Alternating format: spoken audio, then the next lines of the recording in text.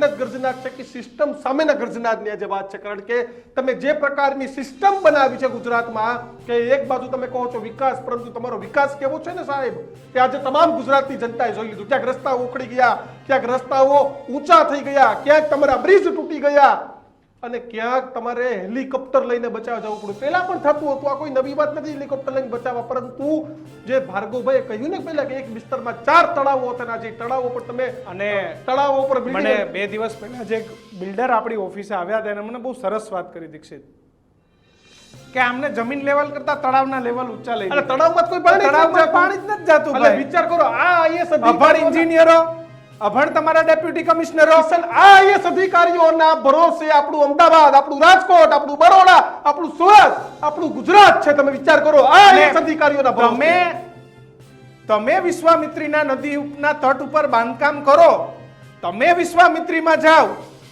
અને તમે એવું ઈચ્છો કે મગર અમારા ઘરમાં ના આવે. આવે ભાઈ, કરોડોના રિસોર્ટો ત્યાં બાંધી દીધા છે નેતાઓએ, અને તમે એવી આશા રાખો કે મગર અમારે ત્યાં ના આવે અને મગરના ઘરમાં ઘૂસી જઈએ.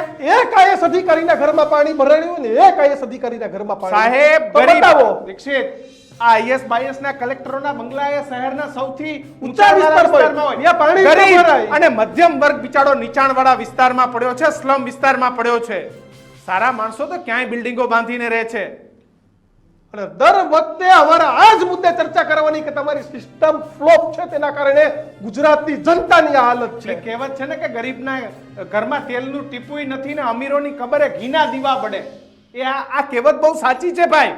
અધિકારીઓએ કહેવત સાચી પાડી છે તમારી. વડોદરામાં ડૂબ્યા કોણ? ગરીબો જાજા ડૂબ્યા ભાઈ. અને હવે નેતાઓ હેલિકોપ્ટર લઈને નીકળશે. સારા માણસો તો બધા સારી જગ્યાએ રહે છે. અને હવે હેલિકોપ્ટર લઈને નિરીક્ષણ કરશે. એટલે હું નિરીક્ષણ કરી 5 ફોટા પાડશે. મેં તને કીધું એમ 10 કીટ આપશે, 500 રૂપિયાનું કેશ ડોલ આપશે. સાહેબ જમીર હોય ને જમીર તો રાજીનામું આપો. જેના પાપે આમ થયું છે ને એના ઉપર કાર્યવાહી કરો અને રાજીનામું આપો ભાઈ. ભરત કાનાબાર ડોક્ટર ભાજપના નેતા કે જેઓને પ્રધાનમંત્રી નરેન્દ્ર મોદી ફોલો કરે છે ટ્વિટર પર, એ સાચું બોલ્યા કે આ એન્જિનિયર શું કરે છે. એન્જિનિયર અત્યારે સરસ મજાના વહીવટો કરીને કરોડો ખાઈને ઘરે સૂઈ ગયો છે. અને કેવા એન્જિનિયર છે ખબર છે, રોજ યાદ કરશું, સાગઠિયા જેવા. એ એક જ ગઠિયો પકડાડો છે, પણ સાગઠિયા જેવા ગુજરાતમાં હજારો ગઠિયા ફરે છે, એને પકડશો ને અને આ પ્રકારની સિસ્ટમનું નિર્માણ નહીં થાય. સિસ્ટમ ક્યારે સુધરશે ખબર? જાતિવાદ, પ્રાંતવાદ, સમાજવાદ, ગામવાદ, શહેરવાદ, આમાંથી બહાર આવો ને તો સિસ્ટમ સુધરશે. પેલો મારો ગામનો છે, મારા પ્રાંતનો છે, અમારા સમાજનો છે ને જીતાડી દઈએ, આનાથી સિસ્ટમ નહીં સુધરે. સારા માણસ કોઈ પણ પક્ષમાં હોય, સારા માણસ કરતા કિશન એ માણસ એવો જોવો જોઈએ કોંગ્રેસનો કે ભાજપનો અધિકારીનો જઈને કાન પકડ કાલાય મારા વિસ્તારમાં સારું નથી.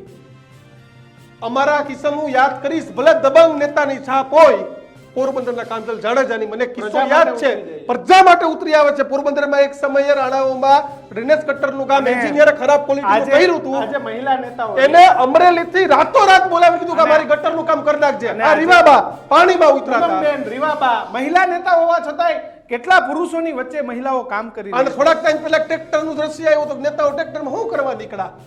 આજે ટ્રક ઉપર ફરતા હતા વડોદરામાં, પ્રજાની મસ્કરી કરવા નીકળ્યા. ટ્રક ઉપર બેસીને શું કોઈ ગરીબના ઘરમાં અનાજ આવી જાય?